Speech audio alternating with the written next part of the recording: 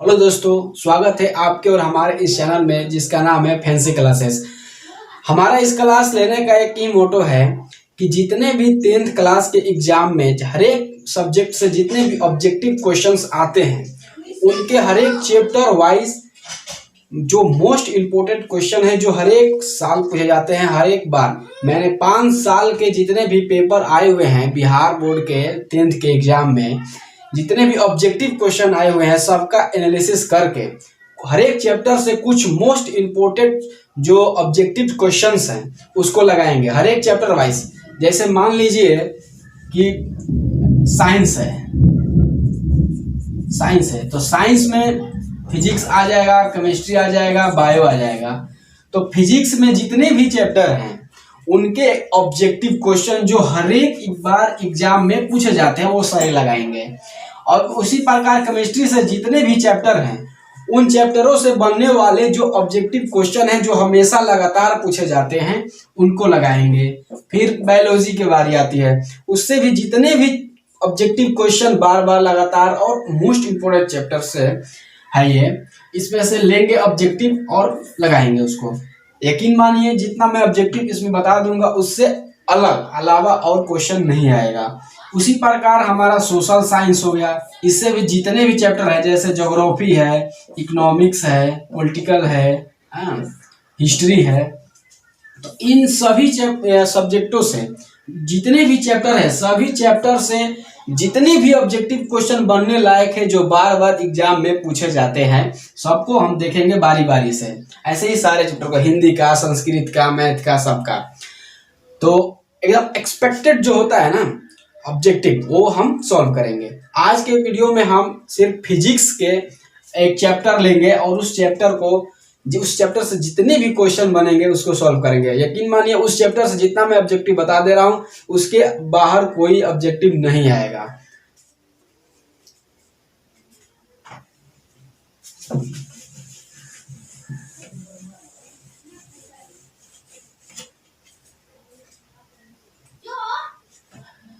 जैसे फिजिक्स का एक चैप्टर है जिसका नाम है मानव नेत्र।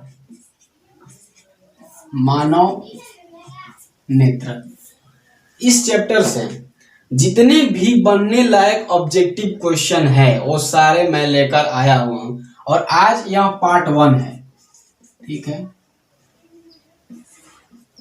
पार्ट 1 है, इसका पार्ट 2 भी आएगा। पार्ट 1 में आज हम लगभग 20 क्वेश्चंस देखेंगे और कल पार्ट 2 आएगा, उसका मैं 20 क्वेश्चन करा दूंगा। इस चैप्टर से बस 40 ऑब्जेक्टिव, सिर्फ 40 ऑब्जेक्टिव पढ़ लीजिए मेरे से। मतलब इस चैप्टर से कोई भी ऑब्जेक्टिव आएगा बाहर नहीं जाएगा। जो बताऊंगा 40 है उसी में से आएगा तो आएगा, उससे बाहर का नहीं आएगा। तो चलिए शुरू करते हैं। इस चैप्टर का पहला क्वेश्चन, इसमें हम 40 लगाएंगे एमसीक्यू। ठीक है, एमसीक्यू ऑब्जेक्टिव। ठीक है, तो चलिए पहला क्वेश्चन ये है, आपको बोर्ड पर दिखाई दे रहा होगा कि सामान्य नेत्र के लिए दूरबिंदु क्या है। सामान्य नेत्र के लिए दूरबिंदु क्या है? ए 25 मीटर, बी 25 सेंटीमीटर, सी 25 मिलीमीटर या डी अनंत। कोई एक सामान्य नेत्र है, उसका दूरबिंदु वो कितना दूर तक देख सकता है ये पूछ रहा है क्वेश्चन। तो आप बताइए इसमें से कौन सा सही है। कितने क्वेश्चंस का आंसर आपका सही हुआ कमेंट बॉक्स में जरूर बताइएगा। तो इसका सही आंसर देखा जाए तो होगा डी, अनंत। कोई भी एक सामान्य आंख है, सामान्य नेत्र है, वो अनंत तक देख सकता है, उसका कोई सीमा नहीं है। ठीक है, चलते हैं। अब एक क्वेश्चन और बनता है कि किसी भी सामान्य नेत्र का निकटतम बिंदु क्या है। निकटतम बिंदु सिर्फ और सिर्फ 25 सेंटीमीटर, ये निकटतम बिंदु है। अगला क्वेश्चन देखते हैं, आपके बोर्ड पर दिखाई दे रहा होगा कि स्पेक्ट्रम में किस रंग की किरण का झुकाव अधिक होता है। किस रंग के किरण का झुकाव अधिक होता है, मतलब ऑप्शन ए लाल, ऑप्शन बी हरा, ऑप्शन सी पीला या ऑप्शन डी बैंगनी। तो बताइए इसमें से कौन सा आंसर सही है। जैसे कि मान लीजिए ये प्रिज्म हुआ, क्वेश्चन नंबर 2 कि बोल रहा है कि ये प्रिज्म हमारा हुआ और इस प्रिज्म से हम जो श्वेत प्रकाश ले गए और ये 7 रंगों में बट गया, तो इसमें झुकाव सबसे निचला सबसे नीचे जिसका किसका झुकाव सबसे अधिक होगा तो बताना है। ए लाल, बी हरा, सी पीला, डी बैगनी। बताइए इसमें से कौन सा सही है। तो इसका सही होगा कौन सा आंसर, बी बैगनी, सॉरी डी बैगनी।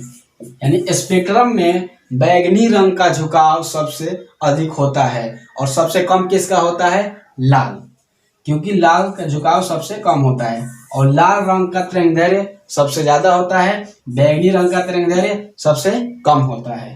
चलिए अगले क्वेश्चन पर चलते हैं। अगले क्वेश्चन पर। अगला क्वेश्चन बोल रहा है जो नेत्र की निकट की वस्तु साफ नहीं देख सकता, वह नेत्र या जो नेत्र निकट की वस्तु को साफ नहीं देख सकता, उस नेत्र में कौन सा, मतलब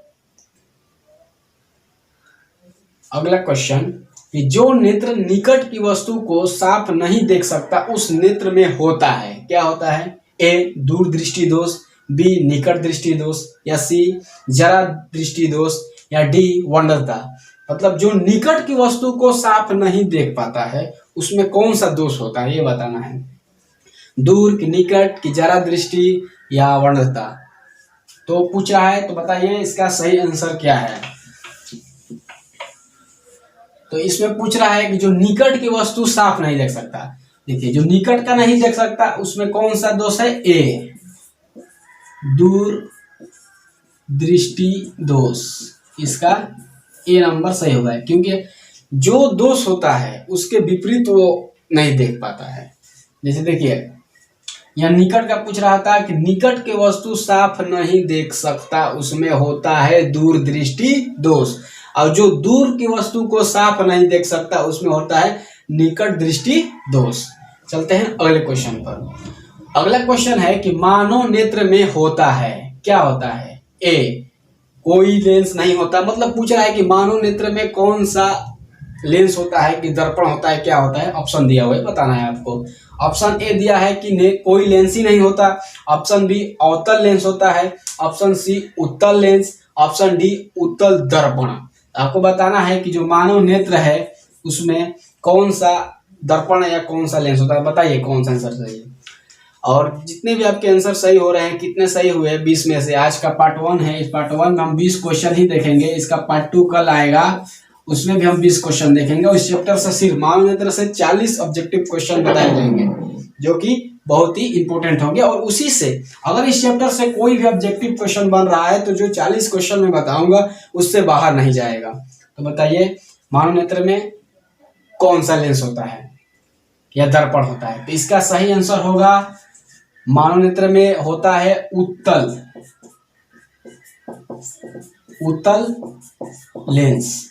मानव नेत्र में उत्तल लेंस होता है, ठीक है। यहाँ पर कंफ्यूजन मत कीजिएगा, ऑप्शन अच्छा से देख लीजिएगा। यहाँ पर उत्तल दर्पण भी दिया है लेकिन उत्तल दर्पण मानव नेत्र में नहीं होता है। होता क्या है, उत्तल लेंस होता है मानव नेत्र में। चलते हैं अगले क्वेश्चन पर। अगला क्वेश्चन बोल रहा है कि मानव नेत्र वस्तु का प्रतिबिंब निम्न में से किस भाग पर बनता है। मानव नेत्र मान लीजिए है तो वस्तु का जो प्रतिबिंब बनता है वो किस भाग पर बनता है ये आपको बताना है। तो ऑप्शन ए बोल रहा है कि कॉर्निया पर, आंख के अंदर ही सब होते हैं, कॉर्निया पर मानव नेत्र का प्रतिबिंब बनता है, कि आइरिस पर, कि रेटिना पर, कि पुतली पर, ये आपको बताना है। तो बताइए कि मानव नेत्र में वस्तु का प्रतिबिंब किस भाग पर बनता है। तो इसका सही आंसर होगा सी रेटिना पर। मानव नेत्र में रेटिना पर प्रतिबिंब बनता है। ये क्वेश्चन एकदम इंपॉर्टेंट है, एग्जाम में हमेशा हर साल पूछे जाते हैं, तो याद रखिएगा मानव नेत्र में प्रतिबिंब बनता है रेटिना पर। चलते हैं अगले क्वेश्चन पर।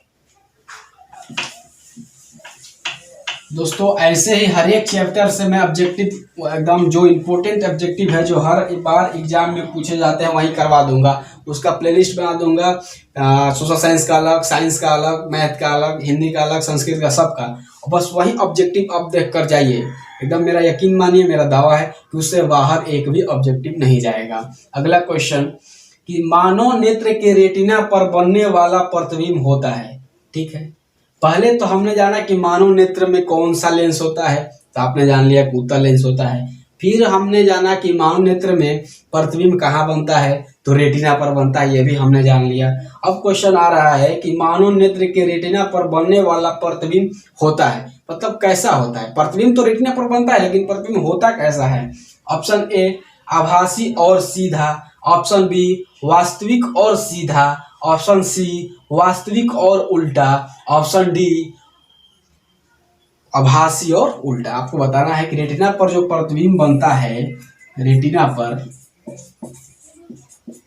पर जो प्रतिबिंब बनता है वो प्रतिबिंब कैसा बनता है, आभासी सीधा कि वास्तविक सीधा, वास्तविक उल्टा या आभासी उल्टा। तो दोस्तों आपको बता दें कि वास्तविक और उल्टा, वास्तविक और उल्टा, ये भी ध्यान रखिएगा, क्वेश्चन बहुत ही ज्यादा इंपॉर्टेंट है। वास्तविक और उल्टा मानव के रेटिना पर प्रतिबिंब बनता है, तो याद रखिएगा वास्तविक और उल्टा। चलते हैं अगले क्वेश्चन पर। अगला क्वेश्चन है कि दूरदृष्टि दोष वाली आंख साफ साफ देख सकती है। जिस आंख में दूरदृष्टि दोष है वह साफ साफ देख सकती है किन वस्तुओं को। ऑप्शन ए दूर की वस्तुओं को, ऑप्शन बी निकट की वस्तुओं को, ऑप्शन सी बड़ी वस्तुओं को या ऑप्शन डी छोटी वस्तुओं को। आपको बताना है कि जिस आंख में दूरदृष्टि दोष हो वो आंख किन वस्तुओं को साफ साफ देख सकती है। तो इसका सही आंसर होगा ए दूर की वस्तुओं को। जिस आंख में दूरदृष्टि दोष है वह दूर की वस्तुओं को साफ साफ देख सकता है।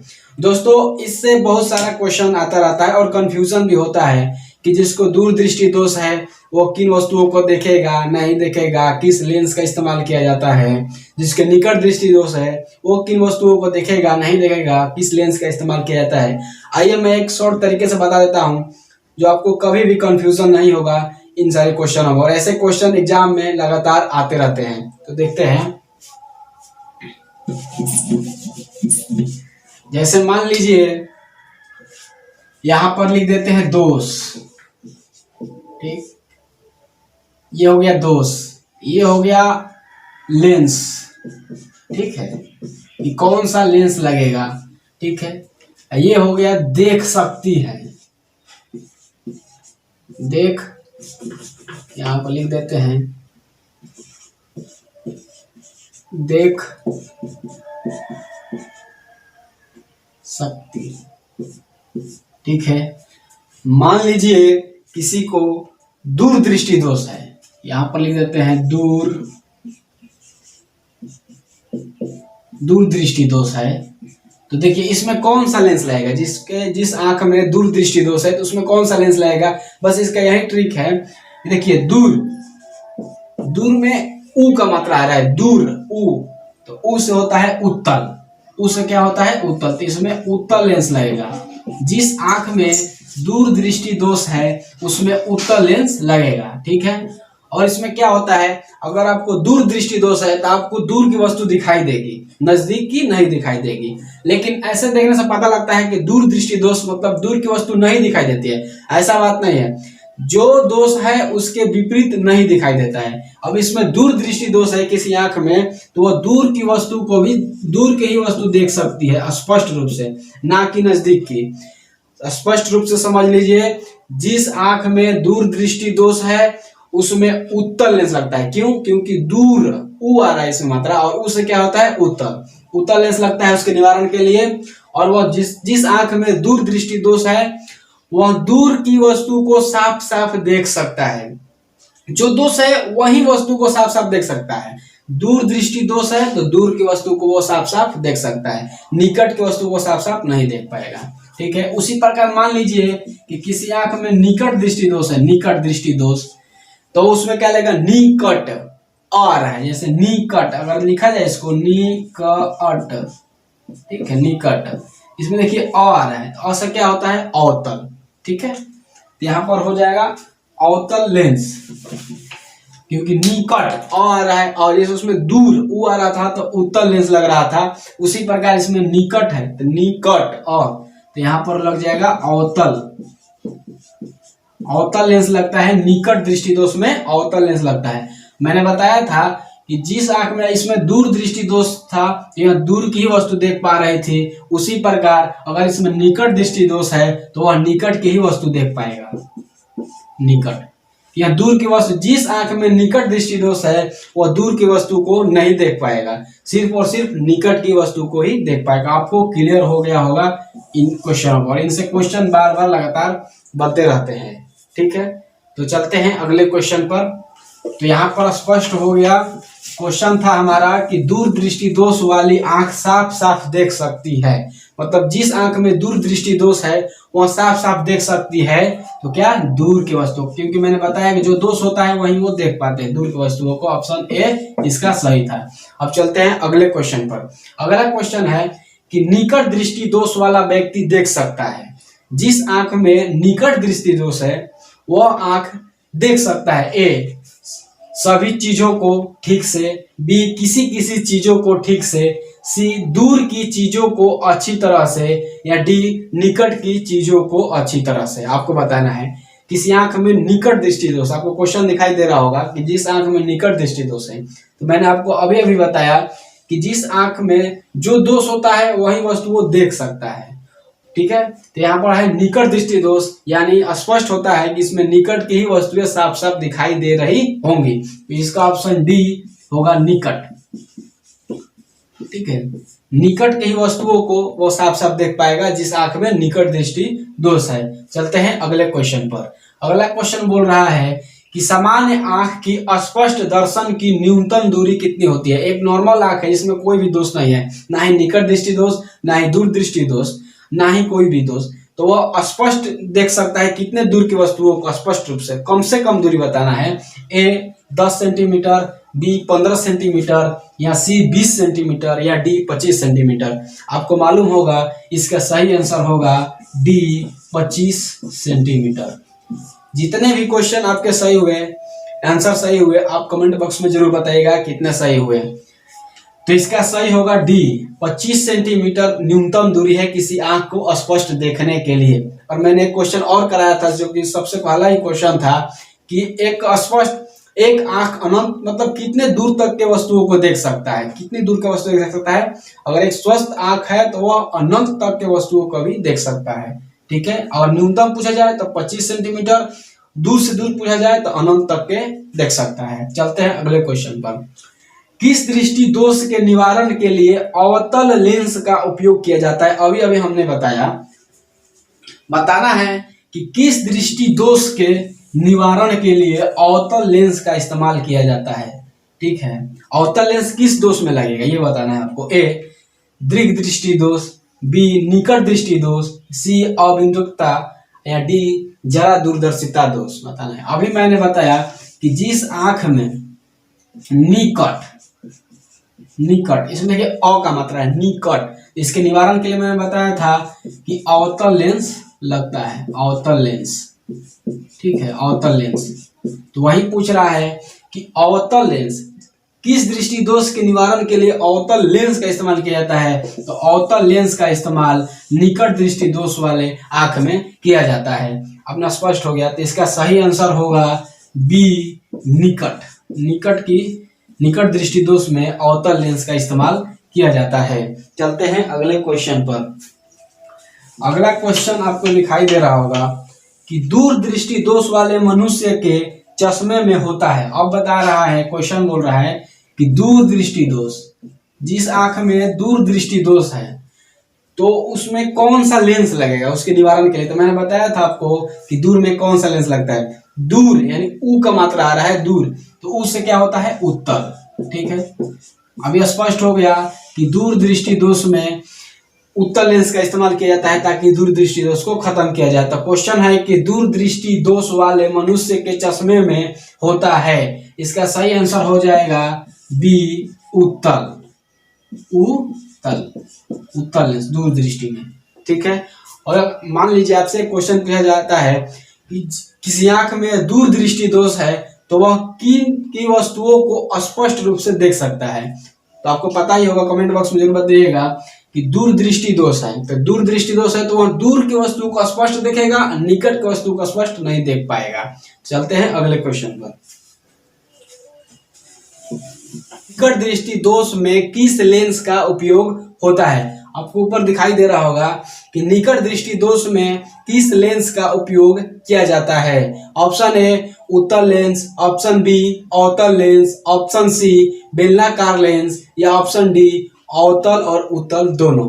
आपको बताना है कि निकट, ठीक है, निकट दृष्टि दोष है, निकट दोष है, निकट दृष्टि दोष है तो उसमें किस लेंस का इस्तेमाल किया जाता है। मैंने आपको बताया अभी कि निकट, इसमें अ का उच्चारण आ रहा है, अ, तो अ मतलब अवतल, अवतल लेंस, यानी निकट दृष्टि दोष में अवतल लेंस का इस्तेमाल किया जाता है। मैंने वो जो बताया आपको पीछे, उससे पूरा क्लियर हो गया होगा, आपको कोई कंफ्यूजन नहीं होगा कि किस दोष में किस लेंस का इस्तेमाल किया जाता है। तो निकट दृष्टि दोष में अवतल लेंस का इस्तेमाल किया जाता है, यानी ऑप्शन बी राइट है। कि जरा दृष्टि दोष को दूर करने के काम में आने वाला लेंस होता है कौन? जिसमें जरा दूरदर्शिता दोष हो, उसको दूर करने के लिए किस लेंस का इस्तेमाल किया जाता है? ए उत्तल लेंस, बी अवतल लेंस, सी बेलनाकार लेंस या डी बाइफोकल लेंस। कौन दोष है ये? ये है जरा दूरदर्शिता। इस दोष को दूर करने के लिए याद कर लीजिएगा, ये क्वेश्चन बार बार आता है। इस लेंस को दूर करने के, इस दोष को दूर करने के लिए किस लेंस का इस्तेमाल किया जाता है? इसका सही आंसर होगा option D, option D bifocal, bifocal lens, ठीक है। बस यही एक याद कर रखिएगा कि जरा दूरदर्शिता आंख में अगर दोष, इसमें क्या होता है कि मनुष्य दूर की भी वस्तु नहीं देख पाता है, निकट की भी वस्तु नहीं देख पाता है। तो जरा दूरदर्शिता लेंस में बाइफोकल लेंस, इसमें उत्तल और अवतल दोनों होता है। तो ये स्पष्ट कर लीजिएगा कि जरा दूरदर्शिता में बाइफोकल लेंस का ही इस्तेमाल किया जाता है। चलते हैं अगले क्वेश्चन पर। अगला क्वेश्चन आपको दिखाई दे रहा होगा ऊपर कि श्वेत प्रकाश में कितने रंग होते हैं? जो श्वेत प्रकाश होता है उसमें कितने रंग होते हैं? Option A 4, option B 5, option D 7 या ऑप्शन सी 3। श्वेत प्रकाश में आपको मालूम होगा कि प्रिज्म से जब एक श्वेत प्रकाश को गुजारा जाता है तो 7 रंगों में विभक्त हो जाता है। यानी श्वेत प्रकाश में कितने रंग होते हैं? तो 7, यानी ऑप्शन डी सही हुआ। श्वेत प्रकाश में 7 रंग होते हैं। दोस्तों अगर वीडियो थोड़ी सी भी अच्छी लग रही है तो जरूर मेरे चैनल को सब्सक्राइब करें और बेल आइकन को भी प्रेस कर दें। चलते हैं अगले क्वेश्चन पर। अगला क्वेश्चन है कि प्रिज्म के भीतर से होकर गुजरने पर श्वेत प्रकाश के अपने विभिन्न घटकों में विभाजन को क्या कहते हैं? यही क्वेश्चन बोल रहा है कि प्रिज्म है, मान लीजिए ये प्रिज्म, और प्रिज्म से ये श्वेत प्रकाश को जब यहाँ पर गुजारा जा रहा है तो ये 7 रंगों में विभक्त हो जाता है। इस पूरी घटना को क्या कहा जाता है? इसको क्या नाम दिया जाता है? ए प्रकाश का विचलन, बी वर्ण विक्षेपण, या सी प्रकीर्णन, या डी अपवर्तन। आपको बताना है कि जब ये श्वेत प्रकाश प्रिज्म से होकर गुजरता है और 7 रंगों में विभक्त हो जाता है, इस पूरी प्रक्रिया को क्या कहते हैं? इसका सही आंसर होगा बी वर्ण विक्षेपण, बी वर्ण विक्षेपण, विक्षेपण, वर्ण विक्षेपण होता है। ठीक है, चलते हैं अगले क्वेश्चन पर। अगला क्वेश्चन आपको दिखाई दे रहा होगा ऊपर कि प्रकाश के किस वर्ण के लिए तरंगदैर्घ्य अधिकतम होता है? मतलब बोल रहा है कि किस रंग का तरंगदैर्घ्य अधिक होता है। ऑप्शन ए लाल, ऑप्शन बी पीला, या ऑप्शन सी बैंगनी, या ऑप्शन डी हरा। किस रंग का तरंगदैर्घ्य ज्यादा होता है? तो आपको एकदम अच्छी तरह से मालूम होगा। दोस्तों जितने भी क्वेश्चन सही हो रहे हैं कमेंट बॉक्स में जरूर बताएं। अगर वीडियो अच्छी लग रही है तो चैनल को जरूर सब्सक्राइब करें। तो इसका सही आंसर होगा तरंगदैर्घ्य किसका ज्यादा होगा? ए लाल का। ये तो आपको सब लोगों को मालूम होगा, ये क्वेश्चन बार बार पूछता भी है। और कम किसका होता है? बैंगनी का। ठीक है, याद रखिएगा बैंगनी का सबसे कम होता है। इसका सही आंसर होगा लाल। इस वीडियो में बस इतना ही। इसका पार्ट 2 भी आएगा, उसमें 20 क्वेश्चन होगा। इसमें हमने 20 क्वेश्चन पढ़ा जो कि एग्जाम में पूछे जाते हैं। मानव नेत्र से जितने भी क्वेश्चन आएंगे ये सिर्फ 2 वीडियो से आएंगे, 2 वीडियो से बाहर कोई क्वेश्चन नहीं जाएगा। इसमें हमने लगभग 20 क्वेश्चन किए। अगले वीडियो आएगा इसका पार्ट 2 मानव नेत्र का ही, उसमें भी 20 क्वेश्चन करेंगे। उसके बाहर एक भी क्वेश्चन नहीं आएगा। दोस्तों वीडियो थोड़ी सी भी अच्छी लगी जरूर चैनल को सब्सक्राइब करें।